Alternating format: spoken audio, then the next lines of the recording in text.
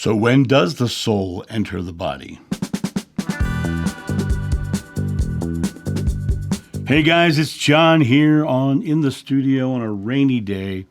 It's in the 50s right now. We had a couple days of 70s outside. It was beautiful.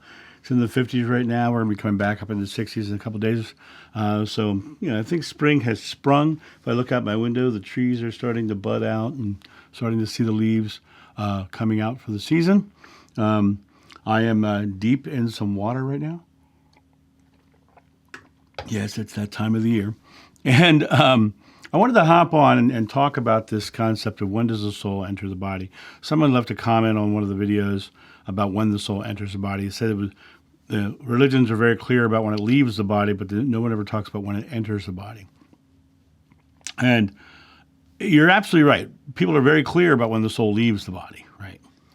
But the entering the body is the big argument that everyone's making to fit their point of view and to fit their personal beliefs and personal agendas. When you look at the concept of the soul in general, religious soul and the concept of an external God or an external life outside the body, that's a very physical world sort of construct, a physical world sort of belief. And the reality of it is that the physical world is just an illusion around our consciousness. And the concept of the soul entering the body is a physical world idea. We are never not of the body. We are never not of the oneness of God. We are always one with God. And the concept of the soul entering the body is in my personal belief, a moot point, because there is no separation. There is only oneness. I am one with the Father as you are one with me, And so it comes down to this idea of, am I truly one with God? And if I don't believe I'm truly one with God, that means the soul has to come into a separate body. It's a delineation. It's a separation, and everything is in the oneness of God. So this idea that we are coming into a body that's just sitting there like a vehicle is kind of a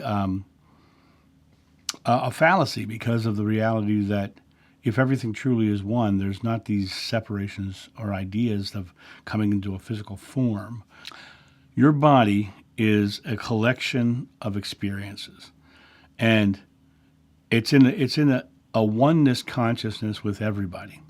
When your consciousness leaves the physical forms, what is left?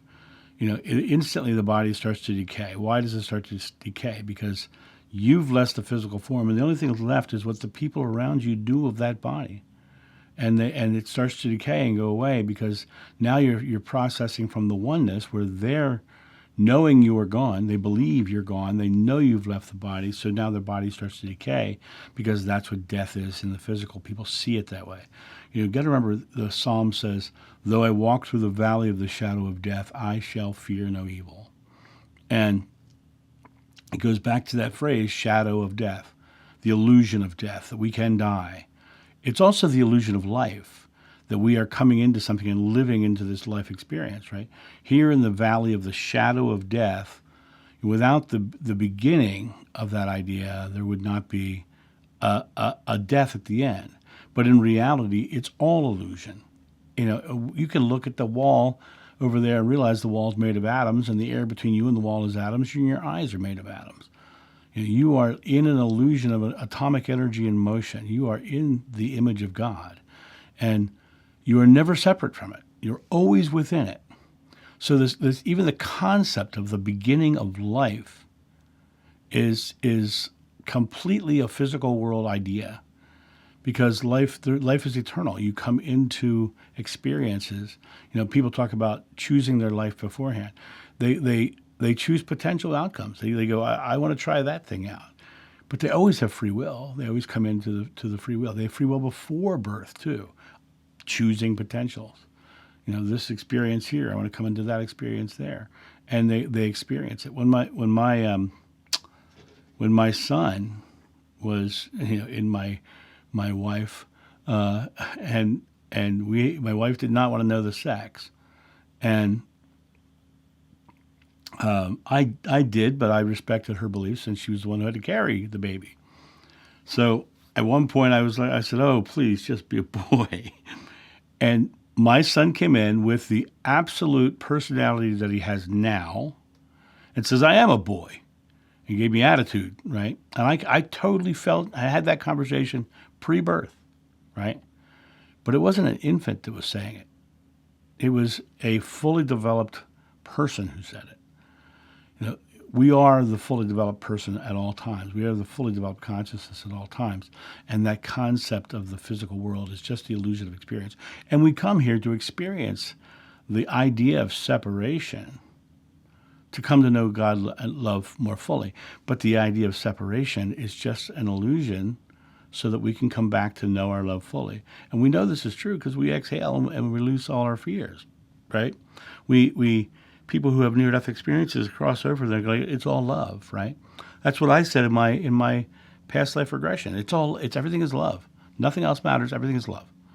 And so these delineations of pre-birth and birth and those are just constructs within this illusion of life. But the illusion of life itself is just an illusion. And so when does life begin? Life is eternal. There is no beginning in the end. Why do you think, the Bible literally says, Yeshua says, I am the Alpha and the Omega. I am both. I am everything. I am literally the beginning and the end as one. I am eternal. And so in living in that eternity, there is no, quote unquote, soul entering the body. The concept of the soul entering the body doesn't exist in eternity, in eternal life, because eternal life is ongoing. And so that's my take on the whole thing. And I know that there are going to be some people who want to argue, and they're going to argue from their physical world belief point of view. And that's totally good. I respect your beliefs. Question is, do you respect anybody else's beliefs? Because if you don't respect anybody else's beliefs, then I'm going to turn my ear away from you. Because if you're not willing to have an open conversation about it and talk about different people's beliefs, then you're just as bad as any other religion. So that's my take on that. You guys have a great day, and I'll talk to you soon. See ya. Bye.